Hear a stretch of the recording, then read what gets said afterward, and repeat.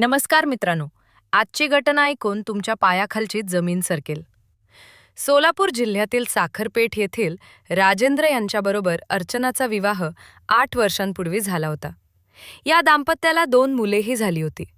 राजेंद्र यांचा स्वतःचा व्यवसाय असल्याने ते सकाळी कामावर गेले की रात्री उशिराच घरी परत येत असत. घरची परिस्थिती तशी सधन असल्याने कोणत्याही गोष्टीची कमतरता नव्हती. अशा या कुटुंबातील 35 वर्षीय अर्चना ही रविवार दिनांक 22 जून 2025 रोजी घरातून कोणालाही काहीही न सांगता बाहेर पडली. त्या दिवशी रात्री ती घरी परत आली नाही. त्यामुळे तिच्या नवऱ्याने अर्चना बेपत्ता झाल्याची तक्रार शहर पोलीस ठाण्यात नोंदवली. पोलीस तिचा शोध घेत असतानाच मुळेगाव रोड परिसरात जंगलात एक महिला मृतदेह पुरल्याची माहिती पोलिसांना मिळाली. पोलिसांनी तात्काळ घटनास्थळी जाऊन पंचांसमोर जमिनीतून मृतदेह खोदून बाहेर काढला.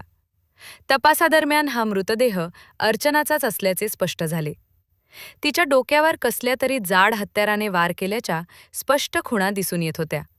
हा खून कोणी केला हा प्रश्न आता पोलिसांसमोर उभा राहिला होता. पोलिसांनी तपासाला सुरुवात केली आणि हळूहळू एक वेगळीच कहाणी समोर येऊ लागली. सोशल मीडियावर सक्रिय असणाऱ्या अर्चनाचा बळी अखेर सोशल मीडियामुळेच गेला होता. त्याचीच ही हकीकत आहे. चॅनलवर नवीन असाल तर नक्की सबस्क्राईब करा आणि व्हिडिओला लाईक करायला विसरू नका. राजेंद्र आणि अर्चना यांचा संसार सुखात चालला होता. वयाची 35 वर्ष गाठलेली अर्चना आता 2 मुलांची आई झाली होती. आर्थिक परिस्थिती सधन, जन्मजात सौंदर्य, नीटनेटके राहणीमान आणि पतीकडून मिळणारे सुख यामुळे अर्चनाच्या व्यक्तिमत्वात एक वेगळीच झळाळी आली होती. तिचे सौंदर्य कोणालाही मोहात पाडेल असे होते. आता तिला रिकामा वेळही भरपूर मिळू लागला होता. हळूहळू अर्चना मोबाईलमध्ये रमू लागली. ती सोशल मीडियावर अधिकाधिक सक्रिय झाली. तिच्याकडे शेकडो फ्रेंड रिक्वेस्ट येऊ लागल्याने ती हरखून गेली. अनेक पुरुष तिच्या फोटोंवर कमेंट करत होते. तिच्या सौंदर्याची स्तुती करत होते. या आभासी दुनियेची तिला चटक लागली आणि ती त्यात अधिकाधिक गुंतत गेली. ती नेहमी कोणाशी ना कोणाशी तरी चॅटिंग करत असायची.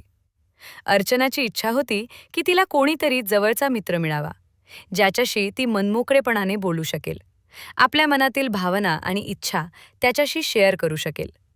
तिला मनोमन असे वाटत होते की तिचा नवरा तिच्या भावनिक आणि शारीरिक गरजा पूर्ण करण्यात कमी पडत आहे. परके पुरुष किती स्तुती करतात, प्रेमाचे प्रस्ताव देतात, हे सगळे तिला हळूहळू हवेहवेसे वाटू लागले होते. मात्र या स्तुतीमागचा खरा हेतू तिच्या लक्षात येत नव्हता. याच दरम्यान दिनांक 15 जून रोजी इंस्टाग्रामवर अर्चनाला एक नवीन मित्र भेटला. त्याचे नाव पुनीत असे होते. तो रंगराजनगरचा असून तो स्वतःला इंजिनियर असल्याचे अर्चनाला सांगत होता. त्या दिवसापासून ते दोघे 2 ते 3 दिवस चॅटिंग करू लागले. देखणा व रुबाबदार 28 वर्षीय पुनीत अर्चनाच्या नजरेत भरला होता. त्याच्या इंस्टाग्रामवरील पोस्टमुळेच ती हळूहळू त्याच्यावर प्रेम करू लागली. चॅटिंगमधून दोघेही एकमेकांच्या आवडीनिवडी शेअर करू लागले. अर्चनाचे वय 35 पार असले तरी तो तिच्यावर भाळला होता. या तरुणाबांड पुरुषासोबत मनसोक्त कार्यक्रम करावा अशी इच्छा आता तिच्याही मनात येऊ लागली होती. हळूहळू ते दोघेही चॅटिंगमधून अश्लील बोलू लागले होते. सधन कुटुंबातील असल्याने त्यालाही कशाचीच भीती नव्हती. दोघेही मनमोकळेपणाने चॅटिंग करता करता चोळाचोळीचे चॅट करू लागले.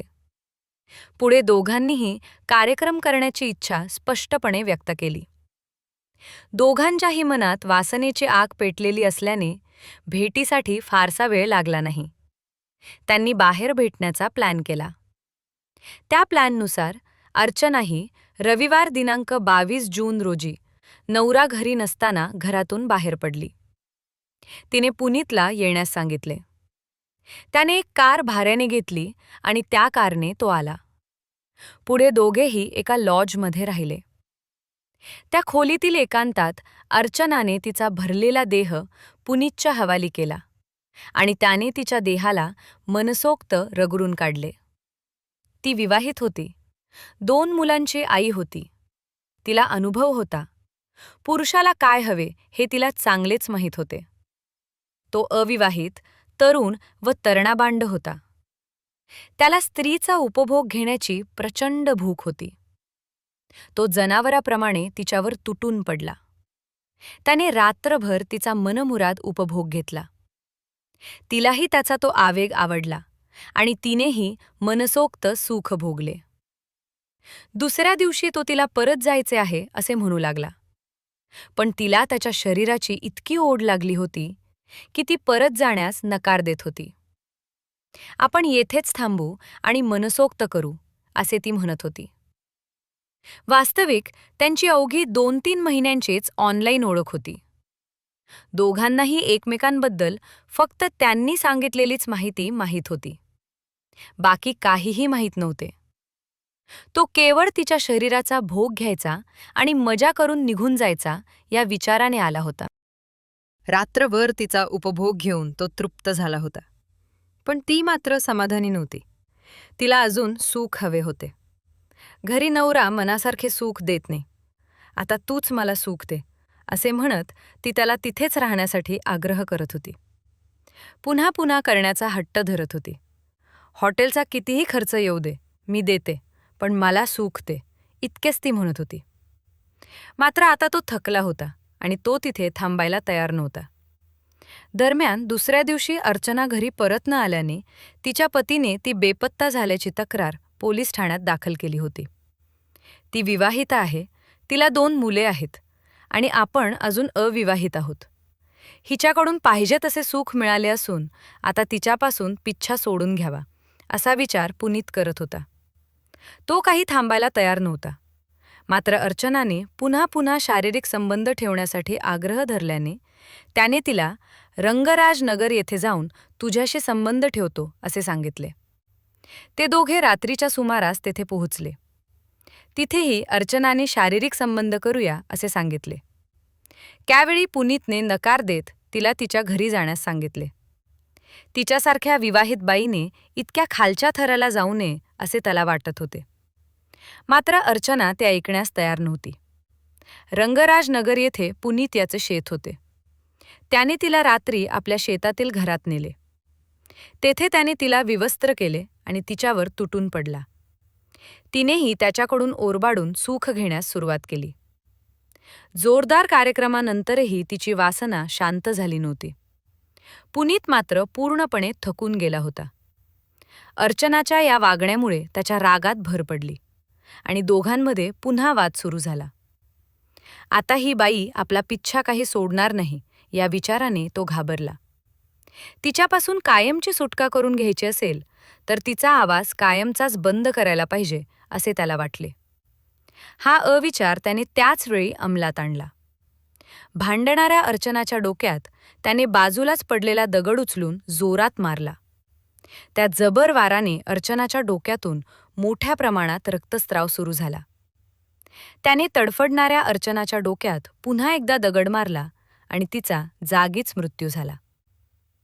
आता हिच्या मृतदेहाचे काय करायचे याचा विचार तो करू लागला. त्याचे डोके काही चालत नव्हते. मुळेगाव रोड येथील जंगल परिसर जवळच असल्याने त्याला त्या भागाची चांगली माहिती होती. त्यावेळी रात्री सुमारे 1:30 वाजले असावेत. त्याने शेतातील कामासाठी वापरायचा टिकाव आणला आणि खड्ड्यात त्याने अर्चनाचा मृतदेह पुरला. मात्र रात्री अंधार असल्याने आणि घाईगडबडीत तो मृतदेह अर्धवटच पुरला गेला. मंगळवार दिनांक 24 जून रोजी स्थानिक लोकांना मुळेगाव रोड येथील जंगलातील शेतात एका महिलेचा मृतदेह अर्धवट पुरलेला दिसून आला. त्यांनी ही माहिती तातडीने पोलिसांना दिली. पोलीस त्वरित घटनास्थळी दाखल झाले. स्थानिक पंचांना बोलावून पोलिसांनी त्या खड्ड्यातून मयत महिलेचा अर्धवट पुरलेला मृतदेह बाहेर काढला. घटनास्थळी पोलिसांनी फॉरेन्सिक लॅबचे पथक तसेच श्वान पथकाला बोलावून घेतले. श्वान पथक थोड्या अंतरावर जाऊन घुटमळले. मयत महिला कोण आहे, तिला येथे कोणी मारून टाकले आणि पुरले याचा शोध पोलीस घेऊ लागले. त्याचवेळी पोलीस ठाण्यात 2 दिवसांपूर्वी बेपत्ता झालेली महिला आणि ही मयत महिला एकच असल्याची माहिती पोलिसांना मिळाली. त्यानुसार घटनास्थळी मयत महिलेच्या पतीला म्हणजे राजेंद्रला बोलावून घेण्यात आले. त्याने मयत महिला आपली पत्नी अर्चना असल्याचे सांगून तिची ओळख पटवली. पोलिसांनी घटनास्थळाचा पंचनामा करून मृतदेह शवविच्छेदनासाठी सरकारी रुग्णालयात पाठवून दिला. यानंतर पोलिसांनी अर्चनाविषयी तिचा पती राजेंद्र याच्याकडून सविस्तर माहिती घेतली. त्याने पोलिसांना सांगितले की अर्चना ही रविवार दिनांक 22 जून 2025 रोजी घरातून निघून गेली होती. ती रविवारी गेल्याने पोलिसांनी तिचे मोबाईल लोकेशन तपासून पाहिले. तसेच तिच्या मोबाईलमधून ती सतत पुनीत याच्याशी चॅटिंग करत असल्याचे निष्पन्न झाले. त्या दोघांमध्ये मागील 2 ते 4 दिवसात अनेक वेळा संपर्क झाल्याचीही माहिती पोलिसांना मिळाली. या माहितीच्या आधारे पोलिसांनी पुनीत याचा शोध घेऊन त्याला त्याच्या गावातून ताब्यात घेतले. पोलिसांनी त्याला पोलीस ठाण्यात आणून या घटनेबाबत चौकशी केली असता तो पोलिसांना उडवाउडवीची उत्तरं देत होता. मयत महिलेला आपण ओळखत नसल्याचे तो सतत सांगत होता. मात्र पोलिसांनी त्याला अर्चनाशी केलेले चॅटिंग दाखवले. अखेर त्याने गुन्ह्याची कबुली दिली. त्याने आपला गुन्हा मान्य केल्यानंतर पोलिसांनी अर्चनाचा नवरा राजेंद्र याच्याकडून फिर्याद नोंदवून घेतली. त्या फिर्यादीच्या आधारे पोलिसांनी भारतीय न्यायसंहितेतील संबंधित कलमांनुसार गुन्हा दाखल केला. पोलीस कोठडीदरम्यान पोलिसांनी त्याच्याकडून मोबाईल फोन तसेच गुन्ह्यात वापरलेला दगड जप्त केला. मित्रांनो, या घटनेबद्दल तुमचं काय मत आहे? कॉमेंट करून नक्की कळवा. धन्यवाद.